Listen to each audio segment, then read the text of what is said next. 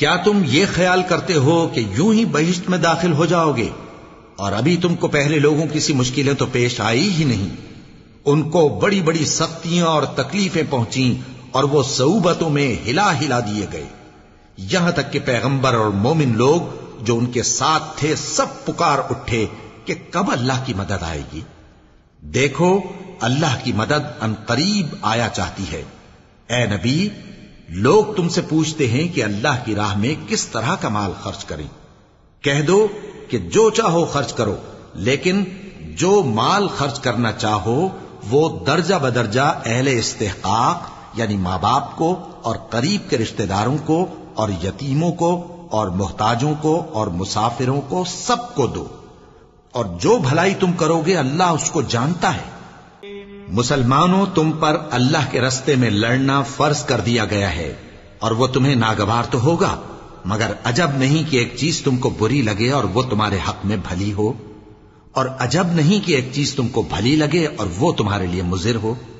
اور ان باتوں کو اللہ ہی بہتر جانتا ہے اور تم نہیں جانتے. اے پیغمبر، لوگ تم سے عزت والے مہینوں میں لڑائی کرنے کے بارے میں دریافت کرتے ہیں.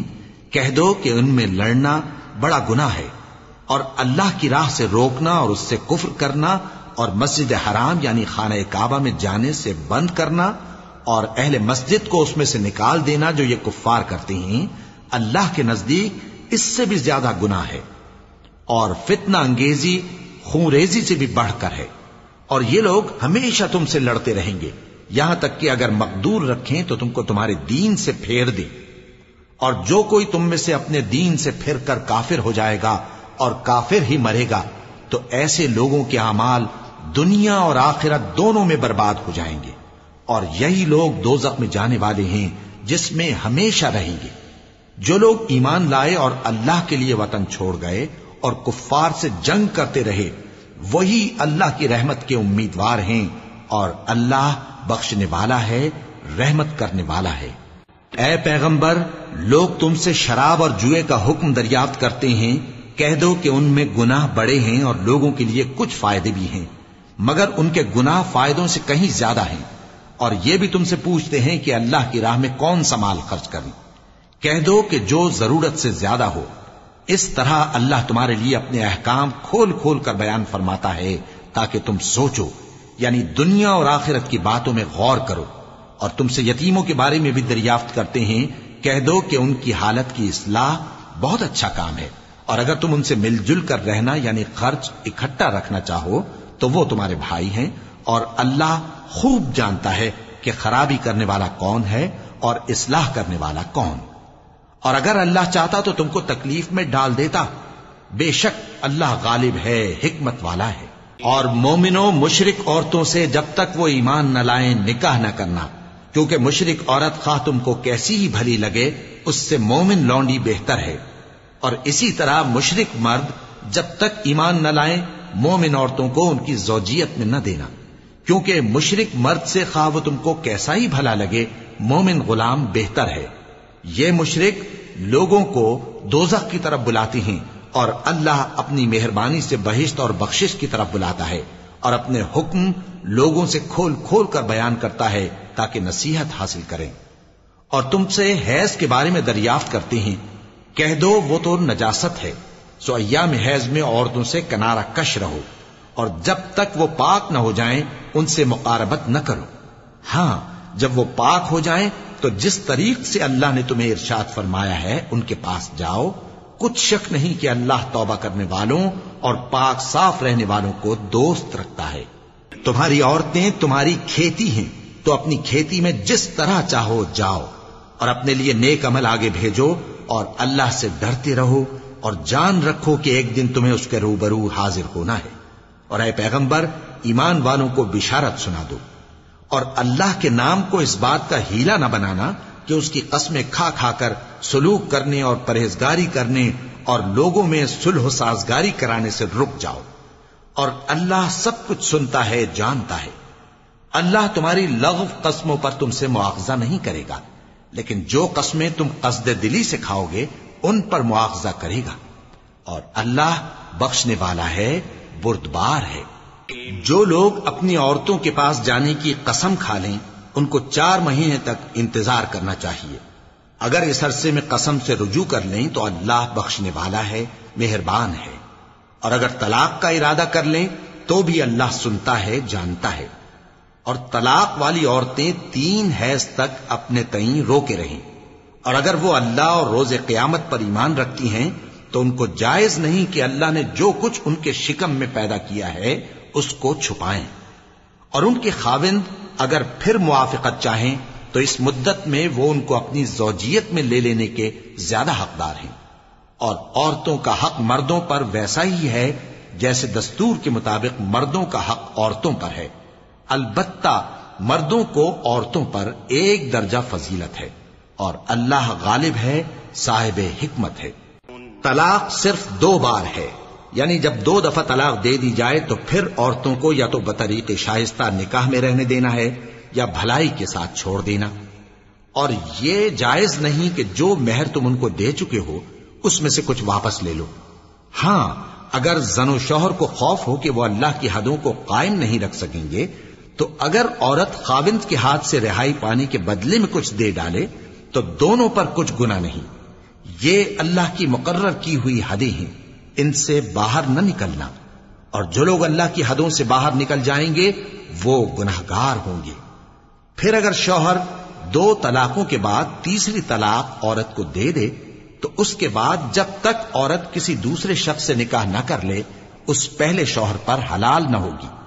ہاں، اگر دوسرا خاوند بھی طلاق دے دے اور عورت اور پہلا خاوند پھر ایک دوسرے کی طرف رجوع کر لیں تو ان پر کچھ گناہ نہیں، بشرطے کہ دونوں یقین کریں کہ اللہ کی حدوں کو قائم رکھ سکیں گے. اور یہ اللہ کی حدیں ہیں، ان کو وہ ان لوگوں کے لیے بیان فرماتا ہے جو علم رکھتے ہیں. اور جب تم عورتوں کو 2 دفعہ طلاق دے چکو اور ان کی عدت پوری ہو جائے تو انہیں یا تو حسن سلوک سے نکاح میں رہنے دو یا بطریق شائستہ رخصت کر دو.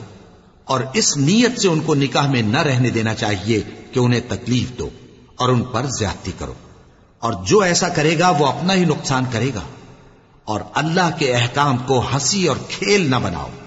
اور اللہ نے تم کو جو نعمتیں بخشی ہیں اور تم پر جو کتاب اور دانائی کی باتیں نازل کی ہیں جن سے وہ تمہیں نصیحت فرماتا ہے ان کو یاد کرو. اور اللہ سے ڈرتے رہو اور جان رکھو کہ اللہ ہر چیز سے واقف ہے. اور جب تم عورتوں کو طلاق دے چکو اور ان کی عدت پوری ہو جائے تو ان کو اپنے شوہروں کے ساتھ جب وہ آپس میں جائز طور پر راضی ہو جائیں نکاح کرنے سے مت روکو. اس حکم سے اس شخص کو نصیحت کی جاتی ہے جو تم میں اللہ اور روز آخر پر یقین رکھتا ہے. یہ تمہارے لیے نہایت خوب اور بہت پاکیزگی کی بات ہے، اور اللہ جانتا ہے اور تم نہیں جانتے. اور مائیں اپنے بچوں کو پورے 2 سال دودھ پلائیں. یہ حکم اس شخص کے لیے ہے جو پوری مدت تک دودھ پلوانا چاہے، اور دودھ پلانے والی ماؤں کا کھانا اور کپڑا دستور کے مطابق باپ کے ذمے ہوگا. کسی شخص کو اس کی طاقت سے زیادہ تکلیف نہیں دی جاتی.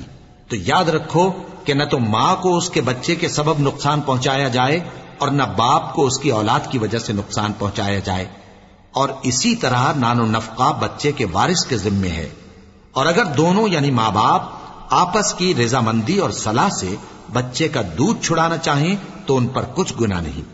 اور اگر تم اپنی اولاد کو دودھ پلوانا چاہو تو تم پر کچھ گناہ نہیں، بشرطے کہ تم دودھ پلانے والیوں کو دستور کے مطابق ان کا حق جو تم نے دینا کیا تھا دے دو.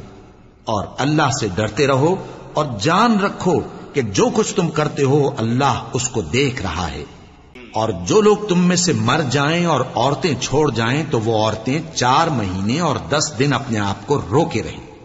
اور جب یہ عدت پوری کر چکیں اور اپنے حق میں پسندیدہ کام یعنی نکاح کر لیں تو تم پر کچھ گناہ نہیں. اور اللہ تمہارے سب کاموں سے واقف ہے. اگر تم اشارے کنائے میں عورتوں کو نکاح کا پیغام بھیجو یا نکاح کی خواہش کو اپنے دلوں میں مخفی رکھو تو تم پر کچھ گناہ نہیں. اللہ کو معلوم ہے کہ تم ان سے نکاح کا ذکر کرو گے، مگر ایام عدت میں اس کے سوا کے دستور کے مطابق کوئی بات کہہ دو، پوشیدہ طور پر ان سے قول و قرار نہ کرنا. اور جب تک عدت پوری نہ ہو لے نکاح کا پختہ ارادہ نہ کرنا. اور جان رکھو کہ جو کچھ تمہارے دلوں میں ہے اللہ کو سب معلوم ہے. تو اس سے ڈرتے رہو اور جان رکھو کہ اللہ بخشنے والا ہے، حلم والا ہے۔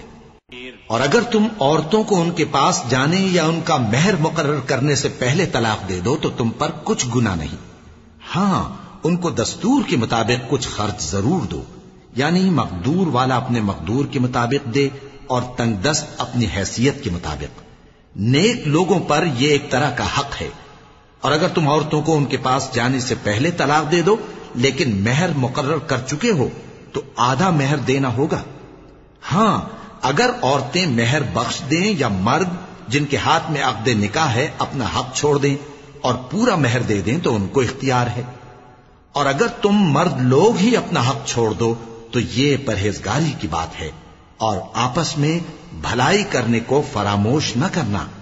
کچھ شک نہیں کہ اللہ تمہارے سب کاموں کو دیکھ رہا ہے۔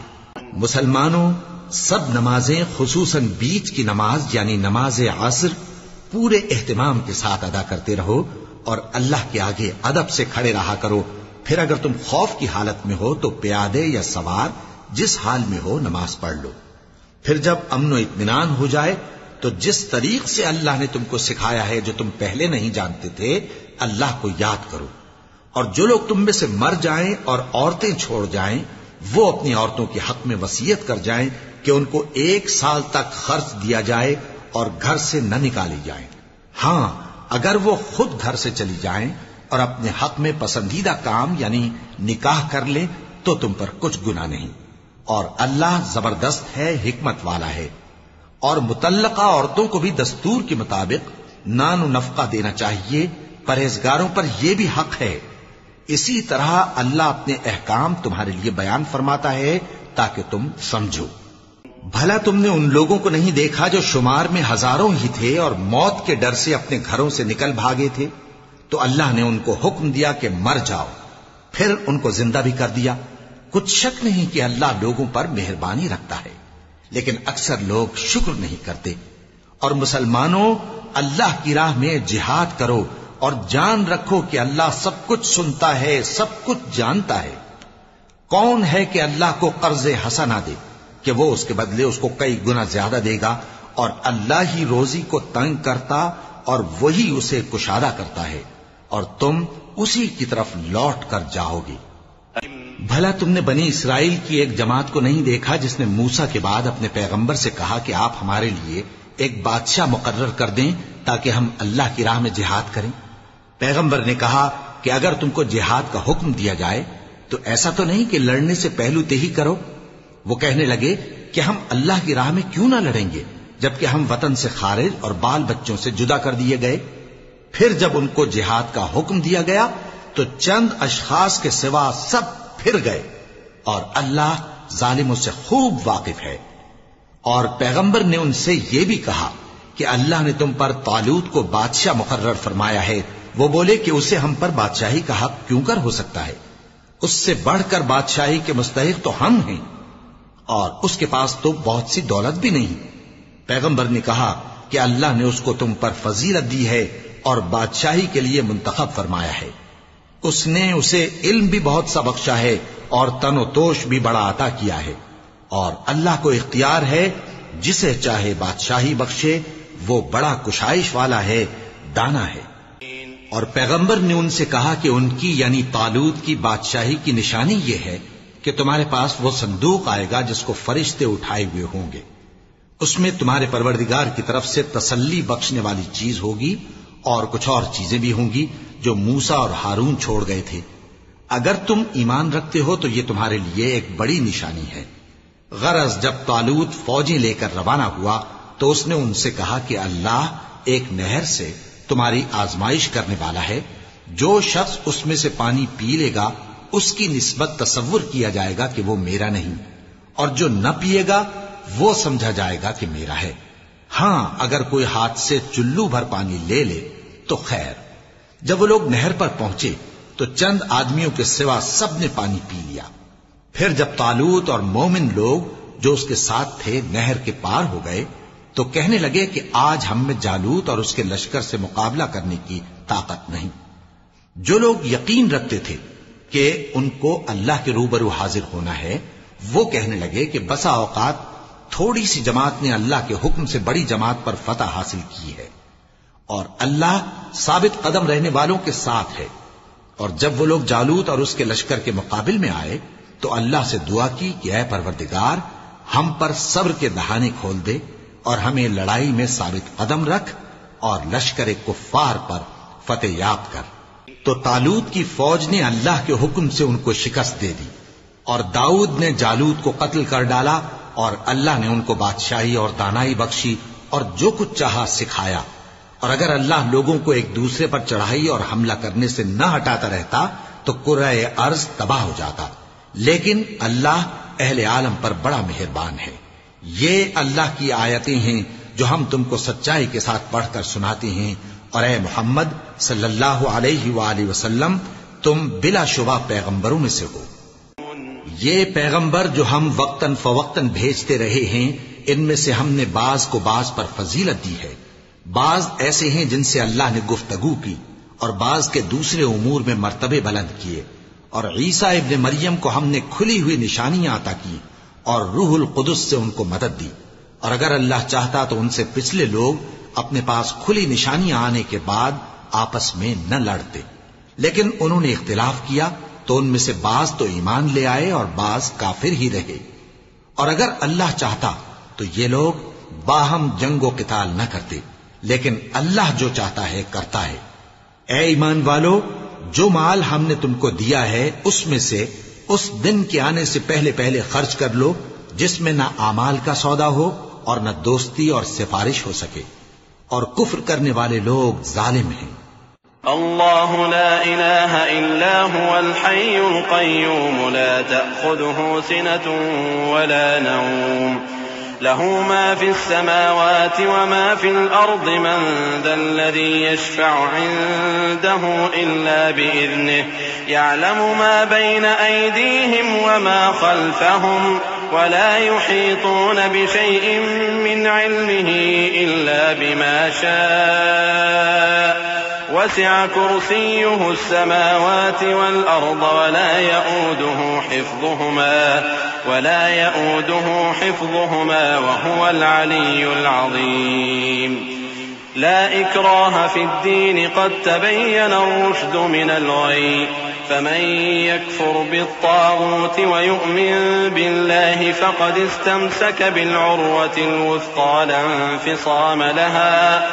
انفصام لها والله سميع عليم۔ اللہ وہ معبود برحق ہے کہ اس کے سوا کوئی عبادت کے لائق نہیں، زندہ ہے، سب کو تھامنے والا، اسے نہ اونگ آتی ہے نہ نیند، جو کچھ آسمانوں میں اور جو کچھ زمین میں ہے سب اسی کا ہے۔ کون ہے کہ اس کی اجازت کے بغیر اس سے کسی کی سفارش کر سکے؟ جو کچھ لوگوں کے روبرو ہو رہا ہے اور جو کچھ ان کے پیچھے ہو چکا ہے اسے سب معلوم ہے، اور لوگ اس کی معلومات میں سے کسی چیز پر دسترس حاصل نہیں کر سکتے۔ ہاں، جس قدر وہ چاہتا ہے اسی قدر معلوم کرا دیتا ہے۔ اس کی بادشاہی اور علم آسمان اور زمین سب پر حاوی ہے، اور اسے ان کی حفاظت کچھ بھی دشوار نہیں۔ وہ بڑا عالی رتبہ ہے، جلیل القدر ہے۔ دین اسلام میں کوئی زبردستی نہیں ہے، ہدایت صاف طور پر ظاہر اور گمراہی سے الگ ہو چکی ہے۔ تو جو شخص بتوں سے اعتقاد نہ رکھے اور اللہ پر ایمان لائے، اس نے ایسی مضبوط رسی ہاتھ میں پکڑ لی ہے جو کبھی ٹوٹنے والی نہیں، اور اللہ سب کچھ سنتا ہے، سب کچھ جانتا ہے۔ جو لوگ ایمان لائے ہیں ان کا دوست اللہ ہے کہ اندھیرے سے نکال کر روشنی میں لے جاتا ہے، اور جو کافر ہیں ان کے دوست شیطان ہیں کہ ان کو روشنی سے نکال کر اندھیرے میں لے جاتے ہیں۔ یہی لوگ اہل دوزخ ہیں کہ اس میں ہمیشہ رہیں گے۔ بھلا تم نے اس شخص کو نہیں دیکھا جو اس غرور کے سبب سے کہ اللہ نے اس کو سلطنت بخشی تھی، ابراہیم سے اپنے پروردگار کے بارے میں جھگڑنے لگا؟ جب ابراہیم نے کہا میرا پروردگار تو وہ ہے جو زندگی دیتا ہے اور موت دیتا ہے، وہ بولا کہ زندگی اور موت تو میں بھی دے سکتا ہوں۔ ابراہیم نے کہا کہ اللہ تو سورج کو مشرق سے نکالتا ہے، آپ اسے مغرب سے نکال دیجئے۔ یہ سن کر وہ کافر ہکا بکا رہ گیا، اور اللہ بے انصافوں کو ہدایت نہیں دیا کرتا۔ یا اسی طرح اس شخص کو نہیں دیکھا جس کا ایک بستی پر جو اپنی چھتوں پر گری پڑی تھی گزر ہوا، تو اس نے کہا کہ اللہ اس کے باشندوں کو مرنے کے بعد کیوں کر زندہ کرے گا؟ تو اللہ نے اس کی روح قبض کر لی اور 100 برس تک اس کو مردہ رکھا. پھر اس کو جلا اٹھایا اور پوچھا تم کتنا عرصہ مرے پڑے رہے ہو؟ اس نے جواب دیا کہ 1 دن یا اس سے بھی کم. اللہ نے فرمایا نہیں بلکہ 100 برس مرے رہے ہو. اور اپنے کھانے پینے کی چیزوں کو دیکھو کہ اتنی مدت میں مطلق سڑی بسی نہیں، اور اپنے گدھے کو بھی دیکھو جو مرا پڑا ہے. غرض ان باتوں سے یہ ہے کہ ہم تم کو لوگوں کے لیے اپنی قدرت کی نشانی بنائیں. اور ہاں، گدھے کی ہڈیوں کو دیکھو کہ ہم ان کو کس طرح جوڑے دیتے اور ان پر کس طرح گوشت پوست چڑھائے دیتے ہیں. جب یہ واقعات اس کے مشاہدے میں آئے تو بول اٹھا کہ میں یقین کرتا ہوں کہ اللہ ہر چیز پر قادر ہے. اور جب ابراہیم نے اللہ سے عرض کیا کہ اے پروردگار مجھے دکھا کہ تو مردوں کو کیوں کر زندہ کرے گا، اللہ نے فرمایا کیا تم نے اس بات کا یقین نہیں کیا؟ انہوں نے کہا کیوں نہیں، لیکن میں دیکھنا اس لیے چاہتا ہوں کہ میرا دل اطمینان کامل حاصل کر لے. فرمایا کہ 4 پرندے لے لو، پھر ان کو اپنے سے ہلا لو اور ان کے ٹکڑے ٹکڑے کر دو، پھر ان کا ایک ایک ٹکڑا ہر ایک پہاڑ پر رکھ دو، پھر ان کو بلاؤ تو وہ تمہارے پاس دوڑتے چلے آئیں گے. اور جان رکھو کہ اللہ غالب ہے، صاحب حکمت ہے.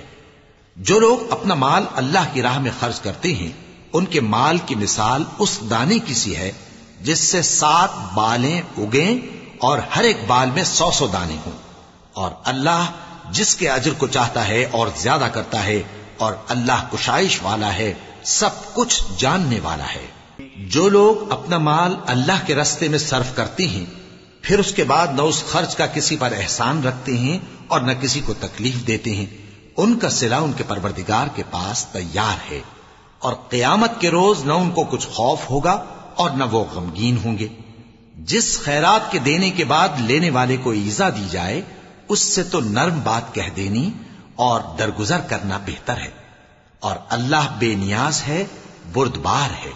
مومنوں، اپنے صدقات و خیرات احسان رکھنے اور ایذا دینے سے اس شخص کی طرح برباد نہ کر دینا جو لوگوں کو دکھاوے کے لیے مال خرچ کرتا ہے اور اللہ اور روز آخر پر ایمان نہیں رکھتا. تو اس کے مال کی مثال اس چٹان کی سی ہے جس پر تھوڑی سی مٹی پڑی ہو اور اس پر زور کا مے برس کر اسے صاف کر ڈالے. اسی طرح یہ ریاکار لوگ اپنے اعمال کا کچھ بھی صلہ حاصل نہیں کر سکیں گے، اور اللہ ایسے ناشکروں کو ہدایت نہیں دیا کرتا. اور جو لوگ اللہ کی خوشنودی حاصل کرنے کے لیے اور خلوص نیت سے اپنا مال خرچ کرتے ہیں ان کی مثال ایک باغ کی سی ہے جو اونچی جگہ پر واقع ہو. جب اس پر زور کا مے پڑے تو دگنا پھل لائے، پھر اگر مے نہ بھی پڑے تو خیر پھوار ہی صحیح. اور اللہ تمہارے کاموں کو دیکھ رہا ہے. بھلا تم میں کوئی یہ چاہتا ہے کہ اس کا کھجوروں اور انگوروں کا باغ ہو جس میں نہریں بہ رہی ہوں اور اس میں اس کے لیے ہر قسم کے میوے موجود ہوں اور اسے بڑھاپا آ پکڑے اور اس کے ننھے ننھے بچے بھی ہوں تو ناگہاں اس باغ پر آگ کا بھرا ہوا بگولا چلے پس وہ جل جائے. اس طرح اللہ تم سے اپنی آیتیں کھول کھول کر بیان فرماتا ہے تاکہ تم سوچو اور سمجھو. مومنو، جو پاکیزہ اور عمدہ مال تم کماتے ہو اور جو چیزیں ہم تمہارے لیے زمین سے نکالتے ہیں ان میں سے اللہ کی راہ میں بھی خرچ کرو، اور بری اور ناپاک چیزیں دینے کا قصد نہ کرنا کہ اگر وہ چیزیں تمہیں دی جائیں تو بجز اس کے کہ لیتے وقت آنکھیں بند کر لو ان کو کبھی نہ لو. اور جان رکھو کہ اللہ بے نیاز ہے، خوبیوں والا ہے. شیطان تمہیں تنگ دستی کا خوف دلاتا اور بے حیائی کے کام کرنے کو کہتا ہے، اور اللہ تم سے اپنی بخشش اور رحمت کا وعدہ کرتا ہے، اور اللہ کشائش والا ہے، سب کچھ جاننے والا ہے. وہ جس کو چاہتا ہے دانائی بخشتا ہے، اور جس کو دانائی ملی بے شک اس کو بڑی نعمت ملی. اور نصیحت تو وہی لوگ قبول کرتے ہیں جو عقل مند ہیں. اور تم اللہ کی راہ میں جس طرح کا خرچ کرو یا کوئی نظر مانو اللہ اس کو جانتا ہے. اور ظالموں کا کوئی مددگار نہ ہوگا. اگر تم خیرات ظاہر کر کے دو تو وہ بھی خوب ہے، اور اگر پوشیدہ دو اور دو بھی ضرورت مندوں کو تو یہ تمہارے لیے بہتر ہے. اور اس طرح کا دینا تمہارے گناہوں کو بھی دور کرے گا، اور اللہ کو تمہارے سب کاموں کی خبر ہے. اے نبی صلی اللہ علیہ وآلہ وسلم، تم ان لوگوں کی ہدایت کے ذمہ دار نہیں ہو، بلکہ اللہ ہی جس کو چاہتا ہے ہدایت بخشتا ہے. اور مومنو، تم جو مال خرچ کرو گے تو اس کا فائدہ تمہیں کو ہے، اور تم تو جو خرچ کرو گے اللہ کی خوشنودی کے لیے کرو گے، اور جو مال تم خرچ کرو گے وہ تمہیں پورا پورا دے دیا جائے گا اور تمہارا کچھ نقصان نہیں کیا جائے گا۔ اور ہاں، تم جو خرچ کرو گے تو ان حاجت مندوں کے لیے جو اللہ کی راہ میں رکے بیٹھے ہیں اور ملک میں کسی طرف جانے کی طاقت نہیں رکھتے اور مانگنے سے آر رکھتے ہیں، یہاں تک کہ نہ مانگنے کی وجہ سے ناواقف شخص ان کو تونگر خیال کرتا ہے، اور تم قیافے سے ان کو صاف پہچان لو کہ حاجت مند ہیں اور شرم کے سبب لوگوں سے منہ پھوڑ کر اور لپٹ کر نہیں مانگ سکتے۔ اور تم جو مال خرچ کرو گے کچھ شک نہیں کہ اللہ اس کو جانتا ہے۔ جو لوگ اپنا مال رات اور دن اور پوشیدہ اور ظاہر اللہ کی راہ میں خرچ کرتے رہتے ہیں، ان کا صلہ ان کے پروردگار کے پاس ہے، اور ان کو قیامت کے دن نہ کسی طرح کا خوف ہوگا اور نہ غم۔ جو لوگ سود کھاتے ہیں وہ قبروں سے اس طرح حواس باختہ اٹھیں گے جیسے کسی کو جن نے لپٹ کر دیوانہ بنا دیا ہو، یہ اس لیے کہ وہ کہتے ہیں کہ سودا بیچنا بھی تو نفع کے لحاظ سے ویسا ہی ہے جیسے سود لینا، حالانکہ سودے کو اللہ نے حلال کیا ہے اور سود کو حرام۔ تو جس شخص کے پاس اللہ کی نصیحت پہنچی اور وہ سود لینے سے باز آ گیا تو جو پہلے ہو چکا وہ اس کا، اور قیامت میں اس کا معاملہ اللہ کے سپرد۔ اور جو پھر لینے لگا تو ایسے لوگ دوزخی ہیں کہ ہمیشہ دوزخ میں جلتے رہیں گے۔ اللہ سود کو نابود یعنی بے برکت کرتا اور خیرات کی برکت کو بڑھاتا ہے، اور اللہ کسی ناشکر گناہگار کو دوست نہیں رکھتا۔ جو لوگ ایمان لائے اور نیک عمل کرتے اور نماز پڑھتے اور زکات دیتے رہے، ان کو ان کے کاموں کا صلہ اللہ کے ہاں ملے گا، اور قیامت کے دن ان کو نہ کچھ خوف ہوگا اور نہ وہ غمناک ہوں گے۔ مومنو، اللہ سے ڈرو، اور اگر ایمان رکھتے ہو تو جتنا سود باقی رہ گیا ہے اس کو چھوڑ دو۔ پھر اگر ایسا نہ کرو گے تو تم اللہ اور اس کے رسول کی طرف سے اعلان جنگ سن لو، اور اگر توبہ کر لو گے اور سود چھوڑ دو گے تو تم کو اپنی اصل رقم لینے کا حق ہے، جس میں نہ اوروں کا نقصان اور نہ تمہارا نقصان۔ اور اگر قرض لینے والا تنگ دست ہو تو اسے کشائش کے حاصل ہونے تک مہلت دو، اور اگر زر قرض بخش دو تو وہ تمہارے لیے زیادہ اچھا ہے، بشرطے کہ سمجھو۔ اور اس دن سے ڈرو جبکہ تم اللہ کے حضور میں لوٹ کر جاؤ گے، اور ہر شخص اپنے اعمال کا پورا پورا بدلہ پائے گا اور کسی کو کچھ نقصان نہ ہوگا۔ مومنو، جب تم آپس میں کسی میعاد معین کے لیے قرض کا معاملہ کرنے لگو تو اس کو لکھ لیا کرو، اور لکھنے والا تم میں کسی کا نقصان نہ کرے بلکہ انصاف سے لکھے۔ نیز لکھنے والا جیسا اللہ نے اسے سکھایا ہے لکھنے سے انکار بھی نہ کرے اور دستاویز لکھ دے، اور جو شخص قرض لے وہی دستاویز کا مضمون بول کر لکھوائے، اور اللہ سے کہ اس کا مالک ہے خوف کرے، اور زر قرض میں سے کچھ کم نہ لکھوائے۔ اور اگر قرض لینے والا کم عقل یا ضعیف ہو یا مضمون لکھوانے کی قابلیت نہ رکھتا ہو تو جو اس کا ولی ہو وہ انصاف کے ساتھ مضمون لکھوائے، اور اپنے میں سے 2 مردوں کو ایسے معاملے کے گواہ کر لیا کرو، اور اگر 2 مرد نہ ہوں تو 1 مرد اور 2 عورتیں جن کو تم گواہ پسند کرو کافی ہیں، کہ اگر ان میں سے ایک بھول جائے گی تو دوسری اسے یاد دلا دے گی۔ اور جب گواہ گواہی کے لیے طلب کیے جائیں تو انکار نہ کریں، اور قرض تھوڑا ہو یا بہت اس کی دستاویز کے لکھنے لکھانے میں سستی نہ کرنا۔ یہ بات اللہ کے نزدیک نہایت قرین انصاف ہے، اور شہادت کے لیے بھی یہ بہت درست طریقہ ہے۔